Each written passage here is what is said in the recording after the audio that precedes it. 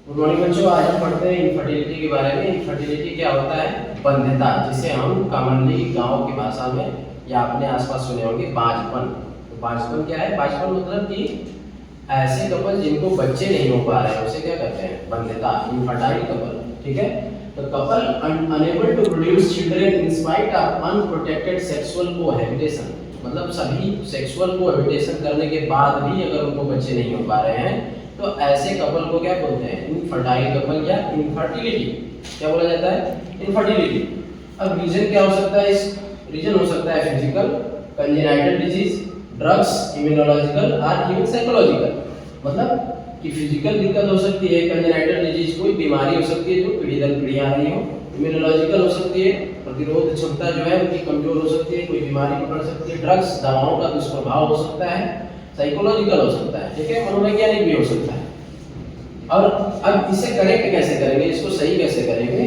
कुछ टेक्निक्स है इसके लिए, special techniques for having couple, having child for couple. ठीक है, तो बच्चे पैदा करने के लिए कुछ टेक्निक्स है, जिसे हम कुछ टेक्निक्स को नाम क्या देते हैं? Assisted reproductive technology. क्या नाम देते हैं?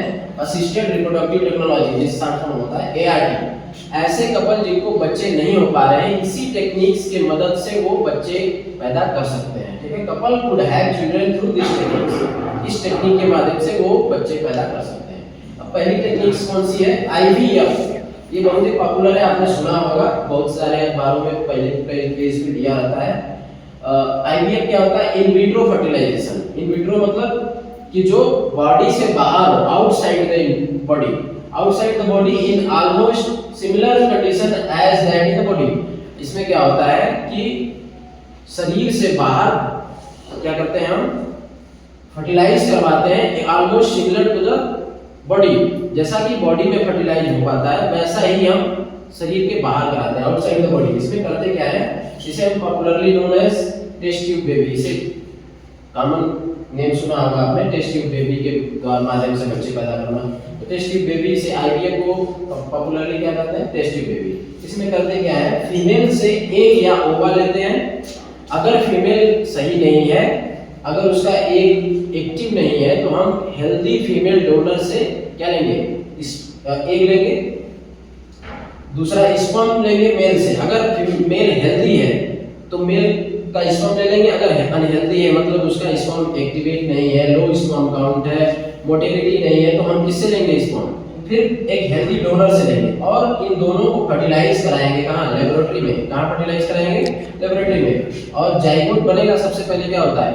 एक और स्पर्म मिलता है तो जाइगोट बनता है, ऐसा आप जानते हैं। और स्पर्म बढ़ने देंगे कौन सी सेल तक? 8 सेल तक, 8 ब्लास्टोमेर तक बढ़ने देंगे। अगर हम 8 सेल तक ट्रांसफर कर रहे हैं फैलोपियन ट्यूब में, तो इस टेक्निक को नाम देते हैं जिप, zygote intrafallopian transfer. Zygote intrafallopian transfer. इस जाइगोट को ट्रांसफर करना कहाँ? फैलोपियन ट्यूब में। इसे क्या कहा जाएगा? Zygote intrafallopian transfer. अगर इसे हम यूटेरस में ट्रांसफर कर रहे हैं और वो सेल अब कितनी हो चुकी हैं? 8 से ज्यादा। अगर 8 से ज्यादा है तो हम कहाँ ट्रांसफर करेंगे? यूटेरस में। आप जान रहे हैं, अगर देखेंगे फीमेल रिप्रोडक्टिव सिस्टम को, तो फैलोपियन ट्यूब ऊपर होता है, जबकि यूटेरस क्या है? पहले आ जाता है।